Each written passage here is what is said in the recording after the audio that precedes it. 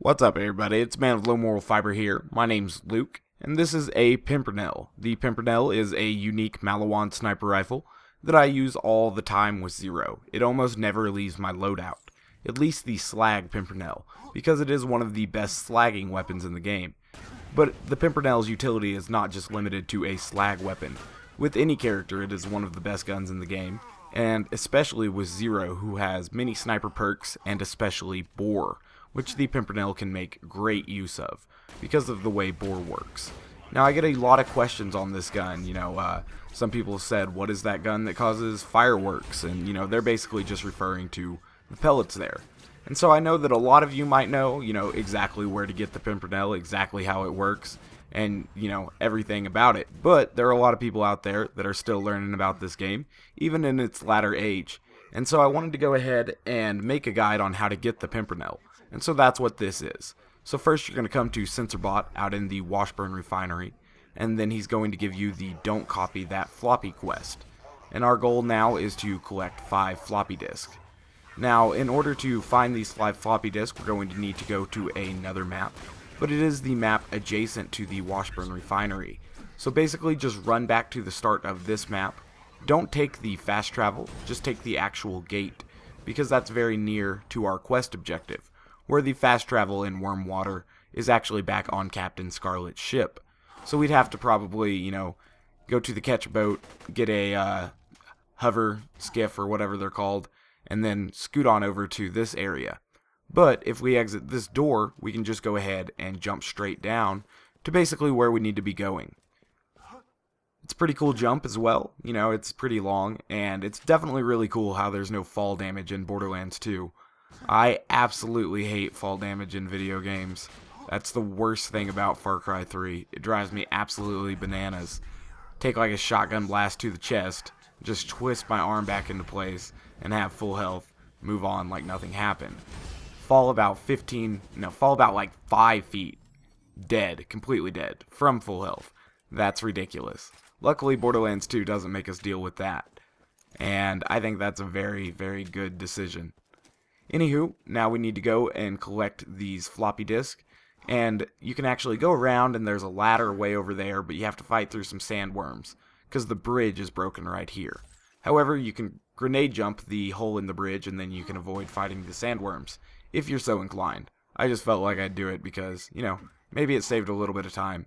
And that's what I actually ended up doing the first time I ever did this quest, because I could not find the ladder.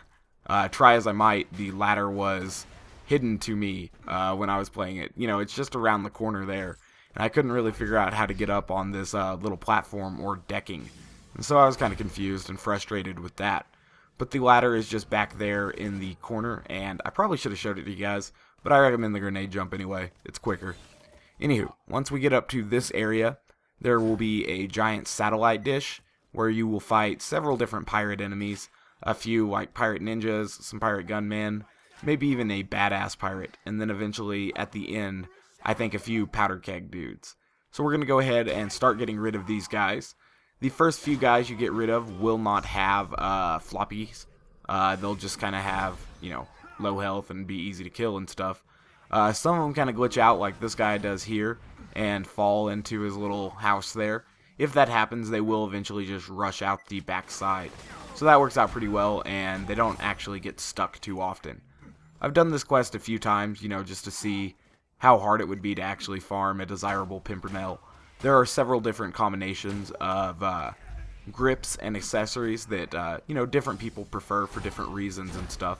Ordinarily, I prefer Banberry with the Maliwan grip for maximum fire rate, basically. Well, I guess maybe the Vladoff grip would have an even higher fire rate, but the Maliwan grip gives, a good combination of all stats, fire rate, and damage, and magazine size, all of which I appreciate.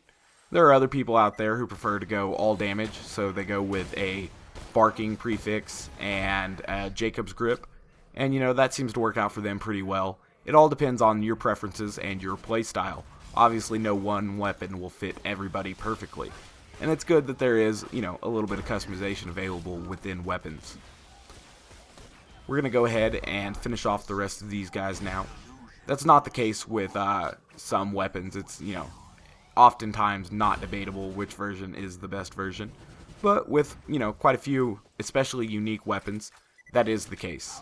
Because sometimes people are using them, for a very specific purpose as opposed to, what the raw DPS formula might say. However, in this case, I do go with the raw DPS formula. I love the fire rate, that's just how I prefer my Pimpernels. We're going to go ahead and continue on now. And there's a couple chests up here that you can go ahead and grab. I just played this back at 2x speed because basically what I'm doing here is walking back towards the Washburn refinery. If you guys haven't given the Pimpernel a chance, go ahead and definitely do that. The Pimpernel is one of the most enjoyable weapons to use in Borderlands 2. It's very satisfying when you just make something melt. Obviously, if you're using 0, you're going to want the barking prefix as opposed to the gentleman's prefix. Because of the way 0's sniper bonuses work out, the damage prefix works out a lot better than the critical damage prefix and will give you even, more damage even on a critical hit than the critical prefix will. And that's something to keep in mind.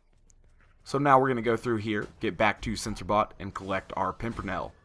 We end up getting a monstrous shock Pimpernel. Not something very desirable. I think it ends up having a Hyperion grip as well.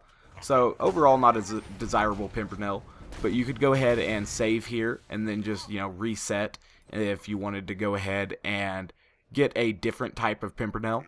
Or, you could reset the quest using Gibbed, or, just Gib yourself the actual Pimpernel. But there it is. I'm getting attacked right now, so I have to go ahead and finish off these bots. And then we'll look at the Pimpernel a little bit more. I do thank you guys very much for watching. I do appreciate that. I hope this video helped out the people who, kind of ask me sometimes what the sniper rifle I'm using is. It happens to be a Pimpernel, and I use it in all elements. So I do thank you guys very much for watching. If you haven't yet, please take the time to subscribe. Otherwise, I hope to catch you next time. Bye, guys.